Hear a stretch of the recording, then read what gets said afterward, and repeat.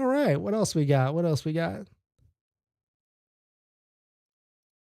In this next topic, we're going to talk about hardware 4.0, and probably because a lot of you are wondering, how can you tell if your vehicle, your VIN specifically, has hardware 4.0 with the cameras and everything like that before you actually take delivery? We made a video about this yesterday, going through a couple different strategies on how you can find out through Tesla advisors, driving to the lot, or even looking at Tesla delivery threads. But I'm going to give you the exact thread on where you can actually figure out, based upon your VIN, if your vehicle, your Tesla Model Y specifically, has hardware 4.0 with the cameras. We'll take a look at it. But if you're just joining in, my name is Dennis. I love talking about Tesla hacking, as I like to call it, but basically just getting the best behind Tesla at the best financing rate. So definitely hit that subscribe if you're interested. And today's video is actually sponsored by my Patreon link down below in the description if you want to support the channel, but more on that later. All right, so let us take a look at this. So shout out to Kilowatts. He posted this earlier today.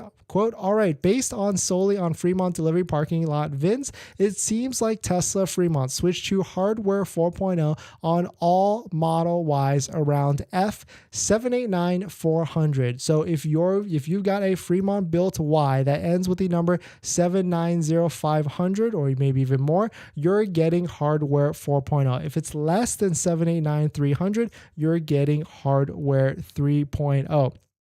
So if you take a look at it, I know some of you in your Tesla app, you probably have your delivery VIN already queued up. You can take a look basically at the past 6 numbers. If you're above 789500 and you're from the Fremont location factory, then you most likely, fingers crossed, it's still, something could happen, but most likely you will have the latest and greatest. You'll have the hardware 4.0 cameras and much, much more. Of course, it's a different story with Austin because it seems like no one has able to get that from the Austin factory, but that's where I do recommend. We talked about this yesterday. Go to forums like Tesla Motors Club.